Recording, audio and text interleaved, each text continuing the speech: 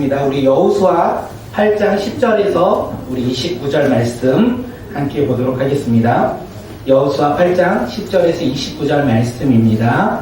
우리 빈절 우리 서로 교독할 때 이 말씀의 뜻을 깨닫고 하나님 앞에 나아가 순종하는 믿음의 자녀들이 되시길 바라겠습니다. 우리 함께 서로 교독하겠습니다. 여호수아가 아침에 일찍 일어나 백성을 점호하고 이스라엘 장로들과 더불어 백성에 앞서 아이로 올라가매 그와 함께 한 군사가 다 올라가서 그 성읍 앞에 가까이 이르러 아이 이쪽에 진치니 그와 아이 사이에는 한 발짝이라 되더라.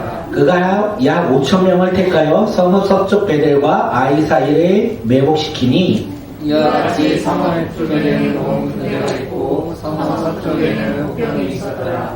여호수아가 그 밤에 골짜기 가운데로 돌아가니 아이 왕이 이를 보고 그 성읍 백성과 함께 일찍 일어나 급히 나가 아라바 앞에 이르러 정한 때에 이스라엘과 싸우려 하나 성읍 뒤에 목병이 있는 줄을 알지 못하더라.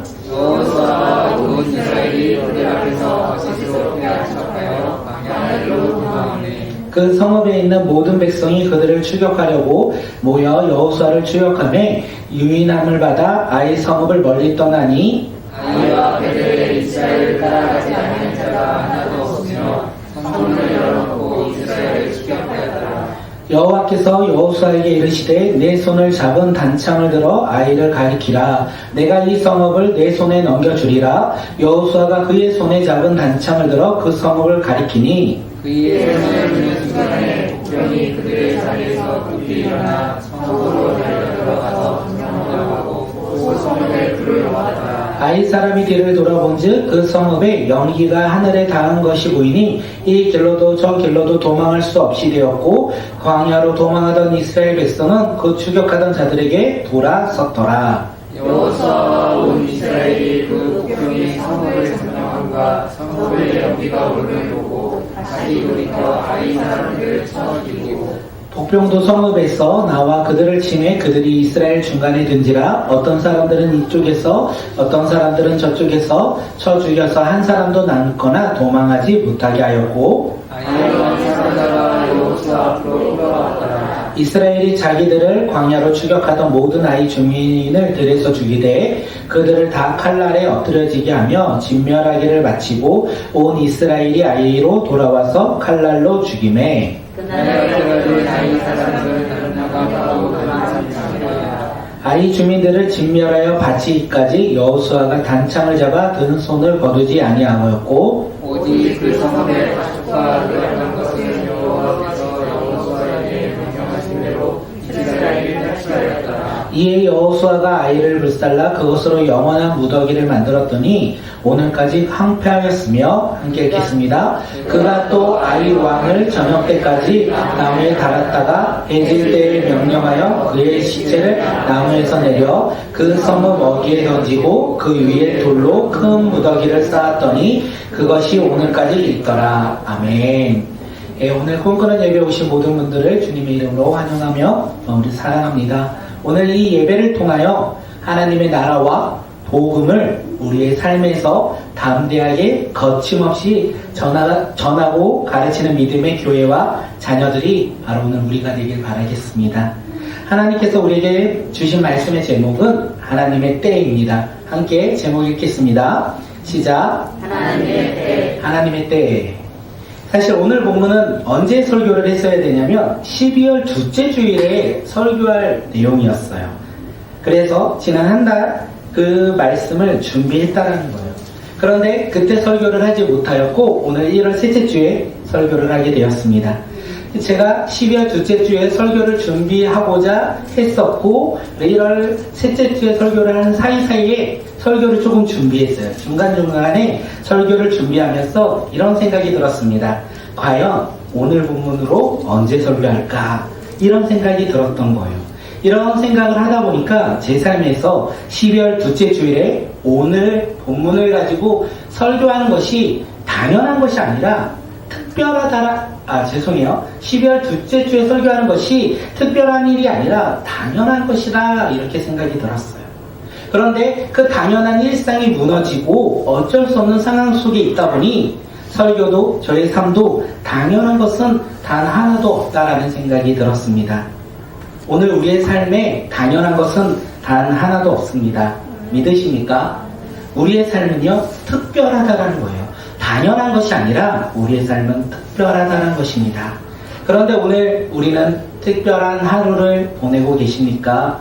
오늘 우리는 특별한 예배를 드리고 계십니까? 아니면 당연히 주일이니까 드리는 예배, 당연히 시작된 오늘이니까 당연히 오늘을 보내고 계십니까? 어쩌면 저도 그렇고 우리 사랑하는 성도님들도 그렇고 우리의 삶이 특별하다 이렇게 생각하기보다는 당연하다 이렇게 생각하며 살아갈 때가 참 많이 있지 않을까 생각되어집니다.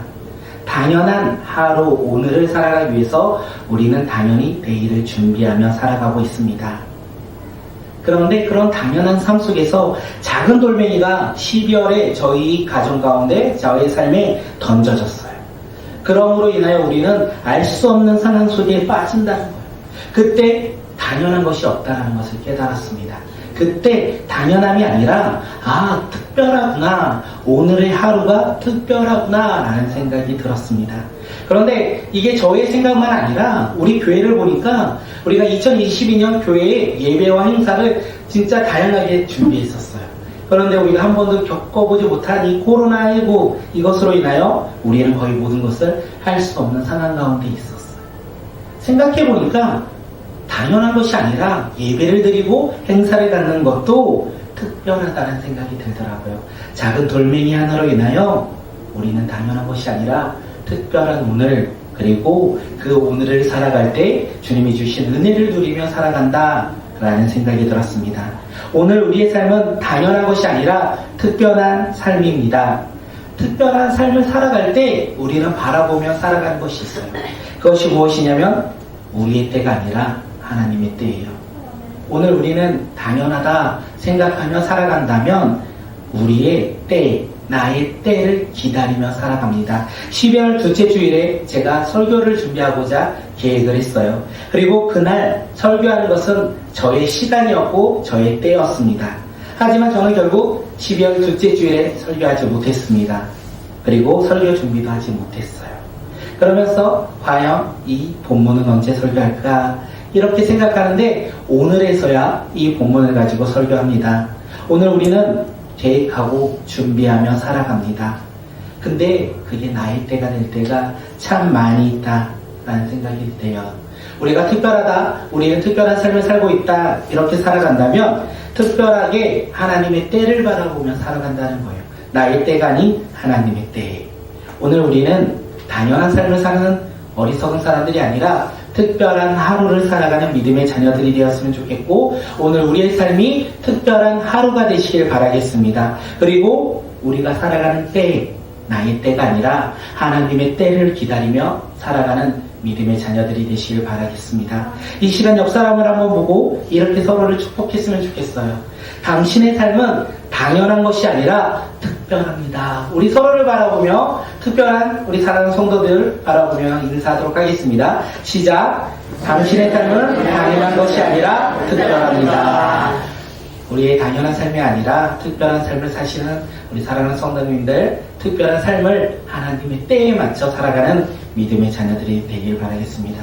왜냐하면 이 말씀을 드린 게 하나님의 때가 여호수아 이스라엘 백성들에게 임한다는 거예요. 여호수아 이스라엘 백성들은 아이성 2차 전쟁을 통하여 하나님의 때, 승리의 때를 통하여 기적을 경험합니다. 그런데 그들이 하나님의 때를 기다릴 때 어떤 모습으로 준비하고 어떤 모습으로 기다렸는지 오늘 말씀을 통하여 특별한 오늘을 살아가는 우리, 특별한 삶을 살아가는 우리에게 있어서 하나님의 때를 어떻게 기다리고 어떻게 준비해야 되는지 오늘 말씀을 통하여 깨닫고 우리가 변화되는 놀라운 믿음의 자녀들이 되시길 바라겠습니다. 좀 시간을 거슬러 갈게요. 여호수아 이스라엘 백성들이요, 하나님의 말씀에 순종하여 그들이 여리고성을 정복할 때, 그때 그들이 여리고성을 정복할 때 아간은 하나님께 불순종합니다. 왜 그가 불순종합니까? 보아요. 전리품을 보고 탐이나 그것을 가지고 자신의 장막에 몰래 감추는 죄를 범하였다는 거예요. 이 사실을 알지 못하는 이스라엘은 아이성과의 전쟁을 전쟁 가운데 나아갑니다. 그런데 그들은 당연히 우리가 승리할 줄 알았어요. 여리고성도 무너뜨렸는데 이 작은 아이성 하나 못 무너뜨리겠어? 라고 생각하며 전쟁 가운데 나아갔을 때 그들은 승리가 아니라 패배를 경험하게 되었습니다. 그들이 패배를 경험한 이유는 간단해요. 한 사람의 죄, 범죄, 하나님께 불순종한 죄로 인하여 이스라엘 공동체가 하나님께 멀어졌고 그로 인하여 그들이 패배했다는 것이에요. 이 패배를 통하여 여호수아가 하나님 앞에 나아가요.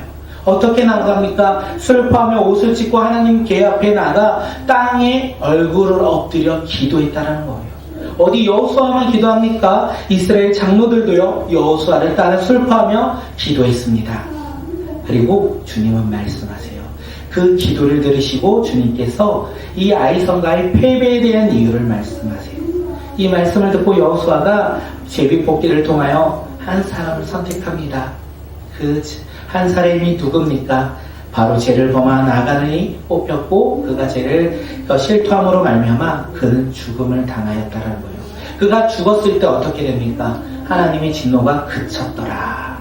하나님께 불순종하여 그 불순종이 끝났을 때 하나님의 진노가 그쳤다. 이렇게 우리에게 이야기합니다. 그리고 하나님은 또다시 여호수아에게 말씀하세요. 여호수아 8장 1절 말씀 우리 함께 읽도록 하겠습니다. 시작. 주님께서 여호수아에게 말씀하셨다. 두려워하지 말라. 군사를 다 거느리고 일어나 아이로 올라가라. 보라, 내가 아이 왕과 그의 백성과 그의 성읍과 그의 땅을 다 내 손에 넘겨주었으니. 아멘. 하나님은 두려움 가운데 있는 여호수아에게 뭐라고 말씀하십니까? 두려워 말라, 놀라지 말라, 이렇게 말씀하셨어요. 그리고 그에게 말씀을 추가하십니다. 아이성으로 올라가라. 내가 아이의 왕과 백성과 성읍과 땅을 다 내 손에 넘겨주었다. 다시 말해서 하나님은요, 여호수아에게 아이성과의 전쟁에서 승리할 것이다. 이렇게 말씀하셨어요.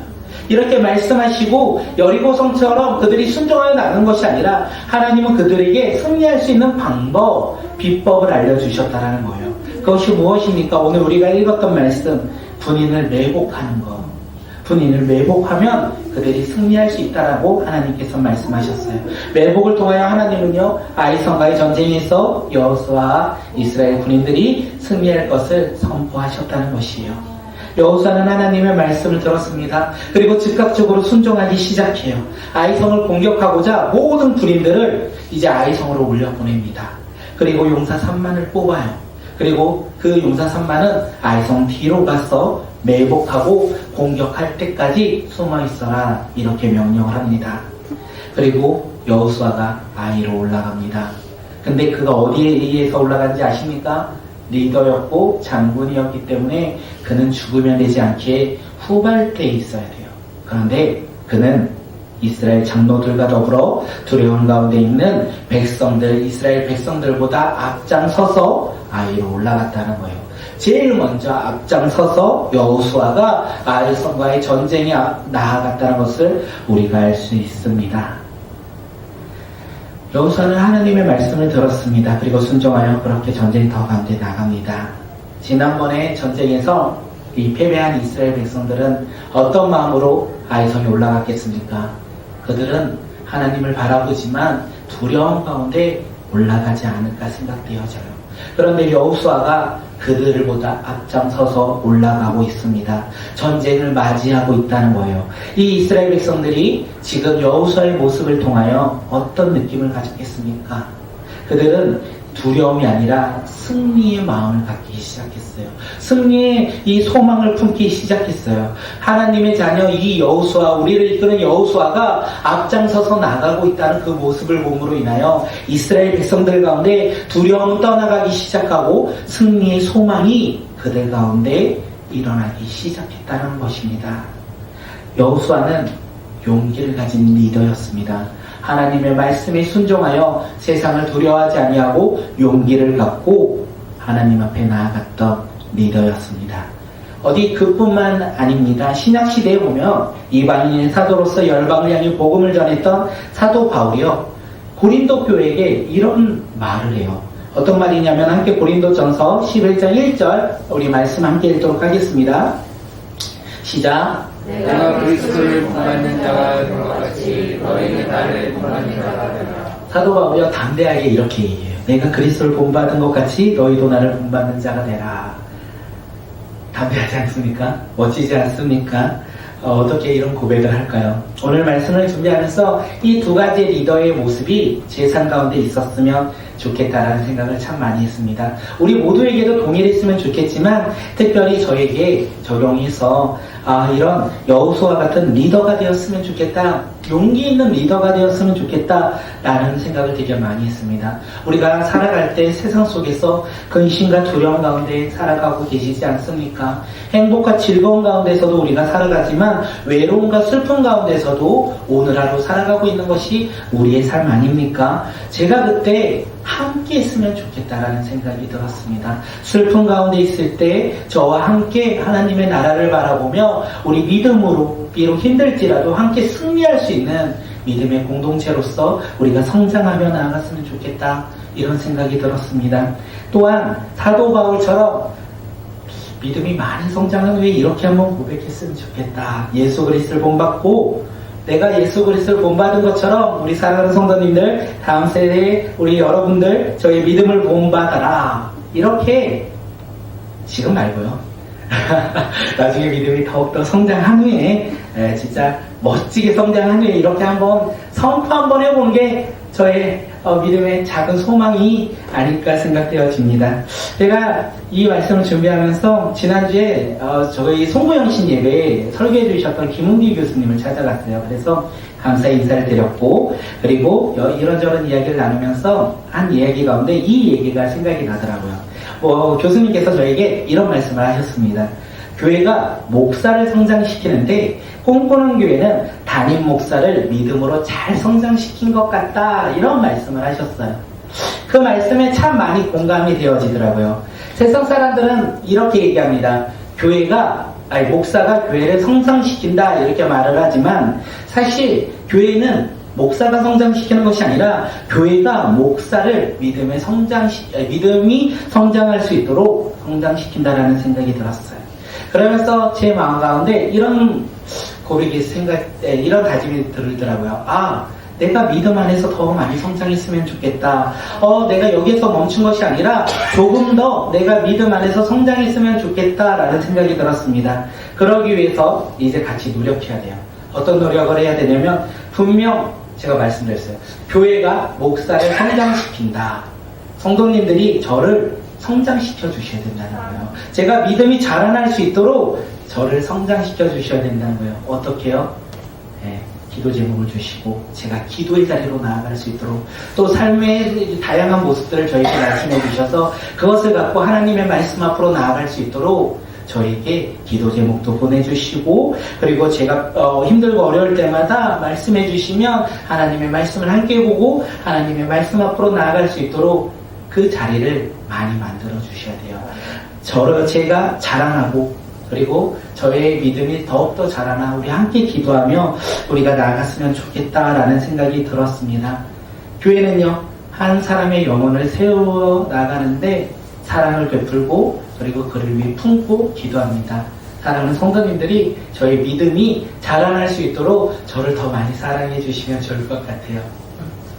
아닌데 이거 안 할 건데 저를 더 많이 사랑해 주시면 좋겠고, 저를 위해서 더 많이 기도해 주시면 좋겠고, 제가 말씀 앞에 나아갈 수 있도록 저를 더욱더 당근과 채찍으로 해 주시면 교회가 목사를 성장시키듯이 제가 성장되지 않을까 생각합니다. 연약하고 부족한 제가 성장할 수 있도록 우리 사랑하는 성도님들의 도움이 간절히 필요하다는 생각이 많이 들었습니다. 이 시간 항상 옆 사람을 위해서 축복했는데 이번엔 저를 위해서 한번 축복하는 시간 가지려고 합니다. 당신의 믿음은 날마다 성장할 것입니다. 우리 함께 저를 위해서 고백해 주시면 감사하겠습니다. 안 하시는 분 제가 다 볼 거예요. 우리 함께 고백하겠습니다. 시작. 당신의 믿음은 날마다 성장할 것입니다. 저의 믿음은 날마다 성장할 것입니다. 왜 그렇습니까? 이것이 제일 중요해요. 시작. 당신 곁에 제가 있기 때문입니다. 아멘. 저희 곁에 우리 사랑하는 성도님들이 있기에 저희 믿음은 날마다 성장할 것입니다. 기대합니다. 소망을 둡니다. 우리 함께 믿음 가운데 성장하는 믿음의 자녀들이 되시길 바라겠습니다. 여호수아가 하나님의 때를 준비하면서 용기 있는 리더십을 발휘했어요. 그렇다면 이스라엘 백성들은 하나님의 때를 어떻게 준비했을까요? 우리 여호수아 8장 13절 말씀 읽겠습니다. 시작. 이렇게 그들은 모두 성 주변에 문지를 치고 복병 성의 서쪽에 배치하였다. 여호수아는 그날 밤을 골짜기에서 보냈다. 아멘. 이스라엘 군인들은요, 각자 맡겨진 곳에서 진을 쳤고요, 앞으로 다가올 전쟁을 준비하면서 그날 밤을 보냈다고 합니다. 그런데 우리가 생각해보면 복병들을 한번 생각했으면 좋겠어요. 매복한 복병들. 그들은 아이성 사람들에게 걸리면 안 돼요. 위치가 들키면 안 돼요. 그래서 그들은 아이성 사람들이 눈치채지 못하게 매복해야 된다는 거예요. 그날 밤, 추운 그날 밤에 그들은 추위를 이겨내고자 불조차 지필 수 없는 상황 가운데 있던 게 바로 복병이었다는 거예요. 그들이 그 추위를 감당하면서도 불평하지 않고 불만하지 않습니다. 오히려 자신들이 맡은 위치에서 최선을 다하고 임무를 수행했다는 것을 우리가 알 수 있어요. 그들은 왜 힘든 환경 가운데 어려운 환경 속에서도 포기하지 않고 자신이 맡은 직무에 최선을 다했을까요? 그것은요, 하나님이 주실 내일의 승리를 위해서 믿음으로 바라보았고, 그리고 믿음으로 참고 견뎠고 인내했기 때문에 그렇습니다. 하나님의 때를 기다리는 사람들, 하나님이 주실 승리를 바라보는 사람들은요, 환경과 상황을 바라보지 않는다는 것을 우리가 알 수 있어요. 환경과 상황은 어렵고 힘들지라도 우리가 그 상황 때문에 넘어지는 자들이 아니라 하나님이 주실 내일의 승리, 하나님의 때의 승리를 바라보며 믿음으로 참고 견디고 인내한다는 거예요. 이것이 성도들의 모습이고 하나님의 때를 기다리는 성도인 우리의 모습이기도 합니다. 그렇게 우리는 자신이 처한 상황과 환경 속에서 만족하며 살아가는 자들이 아니라 이제는 하나님의 나라를 바라보며 우리 가운데 하나님이 주실 그 승리를 바라보며 비록 힘들고 어려울지라도 우리가 인내하며 우리가 포기하지 않으며 견디며 나아가는 것이 바로 우리의 모습이 아닐까 생각되어집니다. 이게 답이잖아요. 우리는 이 답을 너무나 잘 알고 있습니다. 그래서 이 세상에 속하여 살아가지만 우리는 세상을 바라보지 아니하고 하나님을 바라보며 승리의 때, 하나님의 때를 기대하며 살아갑니다. 근데 진짜 그렇게 살고 계십니까? 우리가 그렇게 살고 있느냐가 제일 중요한 것 같아요. 우리가 이스라엘 군대 그 매복 군인들처럼 추운 환경 속에서도 우리가 불을 지피지 못하는 그 상황 속에서도 내일의 승리를 바라보며 우리가 인내하며 우리가 견디며 믿음 안에서 주님을 바라보며 오늘 하루를 살고 계십니까? 아니면 좀 힘드니까 내 것을 바라보며 나의 과거, 나의 소망과 나의 기대를 이 세상 속에서의 인정을 바라보며 오늘 하루를 살고 계십니까? 우리는 답을 알고 있어요. 그렇기에 답으로 살아가는 사람들이 되었으면 좋겠어요.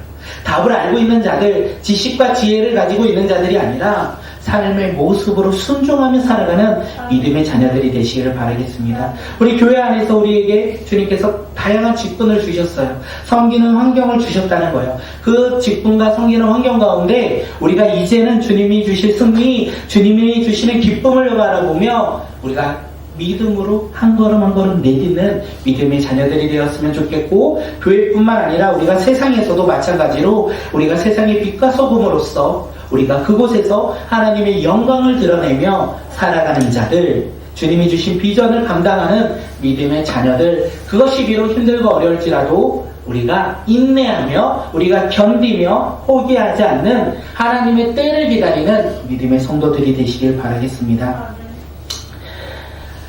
그렇게 우리가 바라보며 살아갈 때 힘들어요. 어려워요. 그리고 그렇게 살아가는 게 사실 쉽지 않은 것 같습니다. 그래서 우리가 모여 예배하는 것 같아요. 모여 서로를 위로하며 서로를 격려하며 나아가는 것이 아닐까 생각합니다. 우리 이 시간 옆 사람을 바라보며 한 번 더 고백하겠습니다.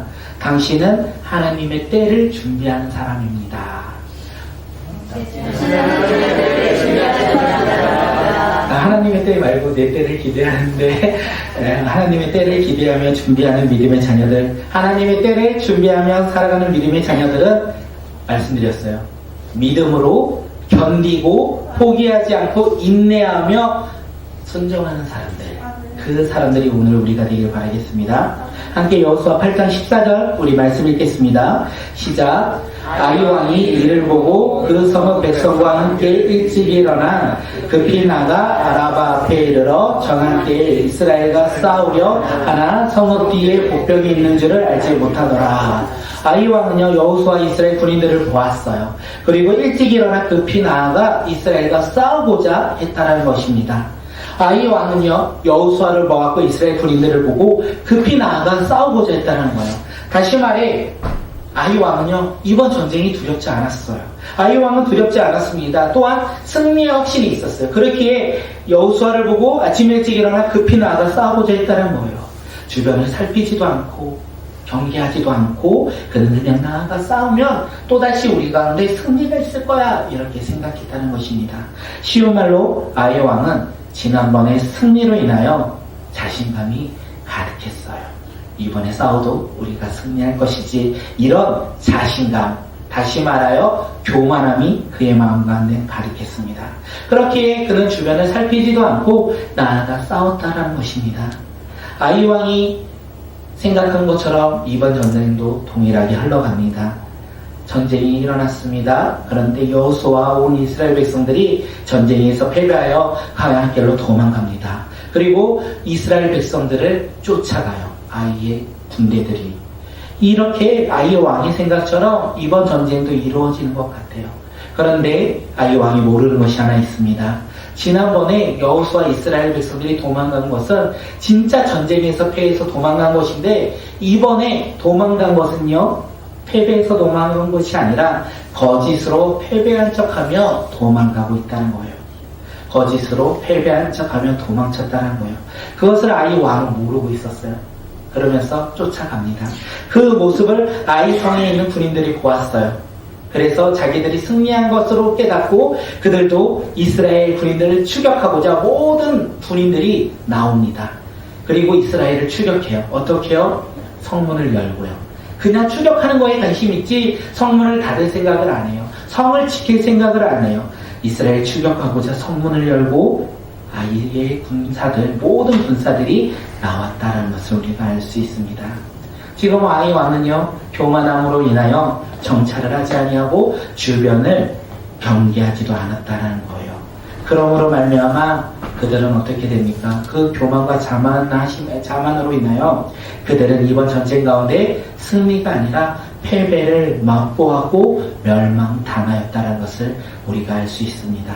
우리 함께 여호수아 8장 18절 함께 읽도록 하겠습니다. 시작. 여호와께서 여호수아에게 이르시되 네 손에 잡은 단창을 들어 아이를 가리키라. 내가 이 성읍을 내 손에 넘겨주리라. 여호수아가 그의 손을 잡은 단창을 들어 그 성읍을 가리키니 하나님은 여호수아에게 이제 승리의 때, 하나님의 때를 선포하십니다. 여호수아에게 말씀하세요. 내가 손에 잡고 있는 단창을 들어 아이를 가리켜라. 이렇게 말씀하시면서 내가 이 성읍을 내 손에 넘겨주겠다. 이렇게 여호수아에게 말씀하셨다는 거예요. 하나님은 왜 여호수아에게 단창을 들어 아이를 가리키라고 말씀하셨을까요?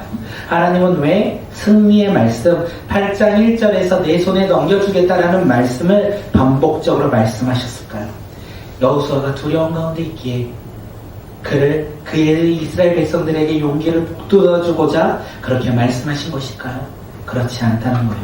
하나님이 여호수아에게 단창을 들고 아이 성을 가리키라고 말씀하시고 또한 승리를 말씀하신 이유는요 단 하나입니다. 하나님의 때가 임하였다는 거예요. 하나님의 때가 임하였다. 다시 말해서 이스라엘 백성들이 승리할 것이라는 것을 말씀하고 계신다는 거예요. 그리고 하나님이 여호수아에게 말씀하셨고 여호수아는 그 명령을 받고 그대로 순종하며 나아갔습니다. 사랑하는 성도님들, 우리가 할 수 있는 것이 무엇입니까? 여기에서 할 수 있는 것은 하나님의 때, 승리의 때는 여호수아가 모르고 있다는 거예요. 그리고 이 하나님의 때는 우리도 모르고 있다는 거예요. 이 하나님의 때, 승리의 때는 누구만 아십니까? 오직 하나님 한 분밖에 없습니다. 그렇게 하나님은 아이성과의 전쟁 가운데 승리의 때를 선포하셨고 이 승리의 때를 여호수아에게 말씀하셨고 여호수아는 하나님의 말씀을 듣고 믿음으로 나아가 어떻게 되냐면 승리를 얻었다라는 것을 우리가 알 수 있어요. 일어나서 준비할 때 저의 기도하는 모습이 많이 떠올랐습니다. 어떤 모습이냐면 하나님의 때를 기대하지 않고 기다리지 않고 기도하는 저의 모습. 하나님, 저에게 이게 필요해요. 이때까지 주세요. 하나님, 지금 저에게 이것이 필요해요. 지금 주세요. 이렇게 우리의 때를 만들고 하나님께 기도했던 저의 모습을 많이 생각났고 저의 모습뿐만 아니라 또한 우리의 모습이 아닐까 생각되어집니다. 우리가 기도할 때 하나님 이때까지 응답 좀 해주세요. 하나님 지금이니까 지금쯤 주세요. 이렇게 기도했던 우리의 모습. 이것이 오늘 변화가 일어났으면 좋겠습니다. 오늘 우리의 기도의 모습이 변화되었으면 좋겠어요. 내가 원하는 때가 아니라 하나님의 때를 기다리며 기도하는 우리가 되었으면 좋겠어요. 그리고 하나님의 때가 임하였을 때 하나님이 말씀하셨을 때 우리가 믿음으로 순종하며 믿음으로 나아가는 믿음의 자녀들이 되시기를 바라겠습니다. 하나님의 때에 승리가 되었을 때 하나님은 여호수아에게 말씀하셨고 단창을 들어 아이를 가리킵니다. 이것이 사인이 되어서요 매복해 있던 군인들이요 그 자리에서 일어나기 시작합니다. 그동안 숨어있던 그들이 여호수아의 단창을 드는 그 모습을 보고 그 자리에 일어나 아이성을 공격해요. 열려있는 그 문이 열려있는 아이성, 아무도 없는 아이성, 그 아이성으로 공격합니다. 그리고 그 성에 들어가 성에 불을 지르기 시작했어요. 이 불로 인하여 이 전쟁의 전세가 역전됩니다. 거짓으로 패한 척하며 도망쳤던 이스라엘 군인들이요 이 아이성에서 치솟는 연기를 보아요. 그리고 이제는 도망치지 않습니다. 이제는 뒤로 돌아 아이성 군인들을 향하여 공격합니다. 그리고 옆에서 매복했던 군인들도 그 불을 사인으로 삼아 숨어있던 매복한 군인들도 나옵니다. 좌우 그리고 아이성에 불을 지렸던 군인들이 아이성으로 아이성이 백성들이 있는 곳으로 나와 그들의 뒤를 공격해요. 아이성 사람들은 이제 갈 곳이 없어요. 그들은 앞, 옆, 뒤 다 이스라엘 백성들에게 갇히게 되었다는 것입니다. 그러므로 말미암아 그들은 모두 죽음을 당하였습니다. 성경은 오늘 우리에게 말합니다. 얼만큼 중요했냐면 그날에 죽은 아이 사람들은 남녀가 모두 12,000명이었더라. 이렇게 성경은 우리에게 이야기합니다. 우리가 이 말씀을 통해서 여호수아의 모습을 한번 보았으면 좋겠어요. 하나님께서 말씀하신 대로 승리를 우리에게 선포하셨고 그 승리가 이루어졌다는 거예요. 그런데 그 승리하는 과정 가운데 여호수아의 모습이 오늘을 살아가는 우리의 모습이 되길 바라겠습니다. 여호수아는 아이성 전쟁에서 완벽한 승리를 거두기 전까지 단창을 손에서 내리지 않았다는 거예요. 거두지 않았다는 거예요. 여호수아는 이번 전쟁 가운데 작은 방심도 하지 아니하고 끝까지 최선을 다하여 단창을 들고 있었다는 거예요. 이번 전쟁은 여호수아가 단창을 들 때 시작되었고 또 마칠 때는요 그가 단창을 내릴 때 전쟁이 끝났다는 것을 우리가 알 수 있습니다. 이 여호수아의 이 모습을 통하여 믿음의 모습을 볼 수 있을 것 같아요. 우리의 믿음의 경주는 우리가 너무나 잘 알고 있듯이 100m 단거리가 아닙니다. 우리의 믿음의 경주는 마라톤이에요. 42.19km를 달려가는 마라톤인 것이에요. 그런데 우리도 모르게 100m를 질주한 후에 우리는 멈추고 서 있는 것이 아니겠습니까? 우리는 100m를 청속력으로 달린 후에 그 자리에 서 있는 믿음의 상태를 소유한 자들이 아닙니까? 우리가 그것을 깨닫고 우리의 믿음의 경주는 100m가 아니라 42.195km 이 긴 거리를 끝까지 인내하며 완주하는 것이 우리의 믿음의 경주라는 것을 깨닫고 우리가 마지막 42.195km를 달리고 승리의 결승점에 도달할 때까지 우리는 넘어지거나 쓰러지거나 다시 돌아가지 아니하고 온전히 주님 한 분만을 바라보며 믿음 가운데 순종하는 믿음의 자녀들이 되었으면 좋겠습니다. 여호수아가 단창을 그렇게 들고 있는 거예요. 잠시 든 것이 아니라 전쟁이 끝날 때까지. 오늘 우리의 믿음의 경주는요 42.195km 모든 것을 다 달릴 때까지 우리는 끝까지 인내하며 싸우며 나가는 믿음의 자녀들이 되시길 바라겠습니다. 42.195km 그때가 언제일까요? 우리가 결승점을 도착할 그때, 믿음의 경주가 끝나는 그때가 언제일까요? 주님 만나는 날. 주님 만나는 그때까지 우리의 믿음의 경주가 계속 이어진다는 거예요.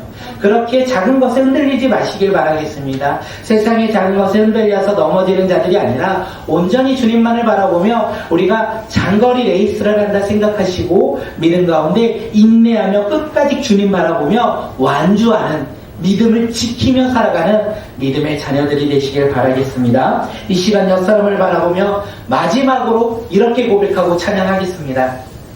끝까지 완주합시다. 우리 서로를 바라보며 고백하겠습니다. 시작. 끝까지 완주합시다. 끝까지 완주합시다. 우리 이 시간 이렇게 찬양하겠습니다.